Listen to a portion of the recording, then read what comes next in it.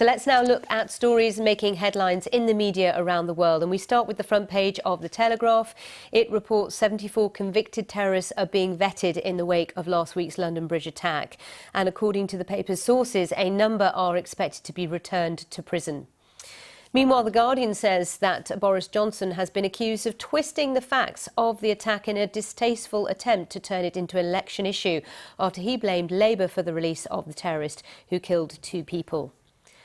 The Times of Malta, of course, looks at the Prime Minister, Joseph Muscat, announcing he will step down in the new year because of the crisis over the inquiry into the journalist Daphne Caruana Galicia's death. He said he would ask the ruling Labour Party to begin the process of choosing his successor on the 12th of January.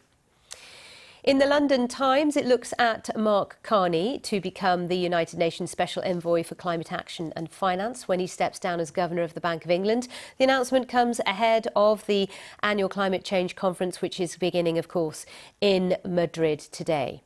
Financial Times looks ahead to this week's OPEC meeting as Saudi Arabia is planning to use its leading position in the cartel to buoy global prices before the $25 billion stock market debut of its state-owned oil giant, or at least a bit of it. And then The Guardian online, they're calling it an apostrophe catastrophe as a group dedicated to preserving the correct use of punctuation mark has decided to close down. 96-year-old chairman John Richards, who started the Apostrophe Protection Society in 2001, said ignorance and laziness had won. You disagree, though, with that. Cornelia Meyer is with us, Chief Executive of MRL Corporation. So let's get started, Cornelia. In the UK, nearly all the front pages have on it a picture of Saskia Jones today, because she has been revealed as the second victim, the 23-year-old girl, of the attack on London Bridge on Friday. A very, very emotional day today for those who have been impacted by this. It's very sad. And yesterday you had Jack Merritt, the gentleman, and both the young lady and the young man, the young gentleman, they both were actually working for, they came of a criminology program out of Cambridge University and were working with offenders and also with terrorist offenders to try and de-radicalize them. So this is truly, truly tragic. The Telegraph looks in particular at the 74 convicted terrorists who are being vetted now, apparently, in the wake of what happened on Friday.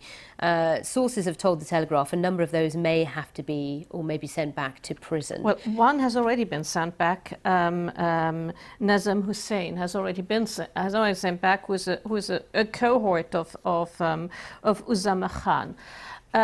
But, obviously that's the only right thing to do, to look at, who has been released early and whether that is viable. And, I think the authorities are doing exactly what authorities should do in a case like that. In the meantime, though, The Guardian is saying that the Prime Minister's been accused of exploiting this, in the midst of an election, winning votes. Do you think that's fair? The article talks about Boris Johnson accused of twisting the facts. Well, the thing is, Labour says there's not been enough money into the penal system, and they're right. And one could avoid things if one knew more about prisoners and so on. The Prime Minister says, well, Mr. Khan was released the ability of Mr. Khan being released came from under Labour guidance. That's fine. I think it's very sad. This is a solemn moment, and this is a moment where the country needs to come together. We have had so much division over Brexit and over other things. So if anything, this is a solemn moment, and I think on either side, this must not be made a political thing. And when the words of the father of Jack Merritt were, please, no knee-jerk reaction, honor the work of our son and the other victim by not making not having knee-jerk reaction. And if you have new laws, fine, but let's not do this in a knee-jerk fashion. And I think we should take guidance from the parents of these young victims.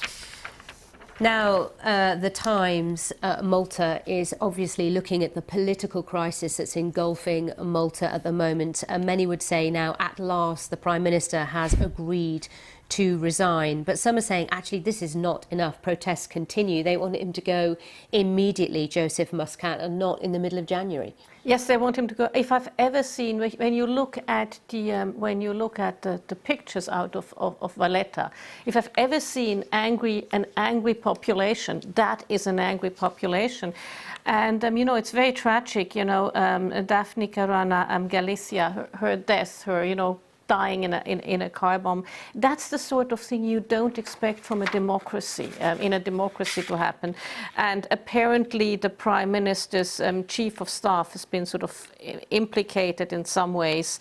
So, but that's not proven, and everybody is not guilty until it's proven. But it's tricky times in Maltese politics. I know a little about Maltese politics, but it looks like tricky time in Maltese politics. Absolutely, a very difficult situation that the Prime Minister finds himself in. He has had to step down and resign, not something he wanted to do or would agree to do, and yet he has been forced to in many ways, as you say, by those extremely emotional and relentless, determined protests on the part of those who feel they need to see justice for that journalist who was assassinated, essentially. It's actually good to see, civil action, good journalism is very, very important for democracy. And it's good to see that people care about good journalism.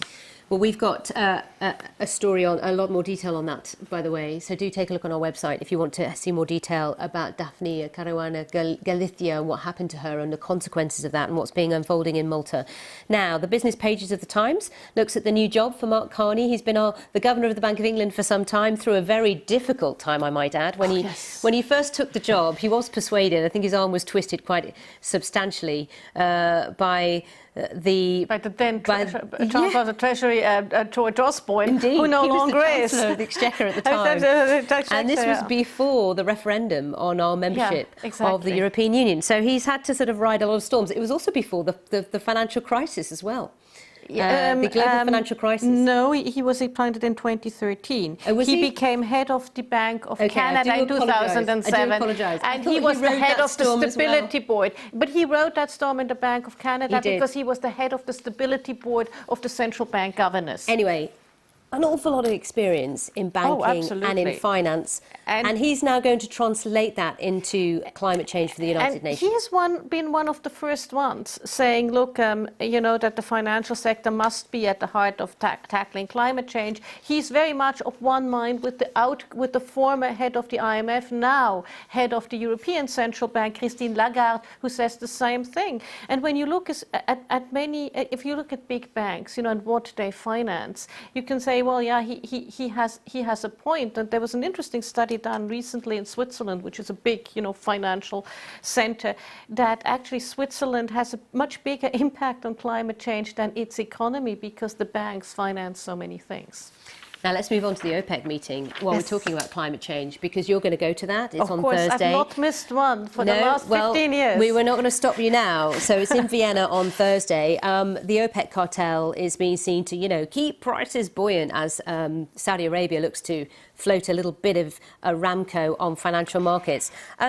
But the issue of OPEC, the cartel, climate change, fossil fuels, how does this work? Well, it is difficult in the sense that OPEC is doing a very good job in trying to give a little bit of stability to the price, so it's not oscillating too much, because an oil price that oscillates too much is neither good for producers nor good for consumers.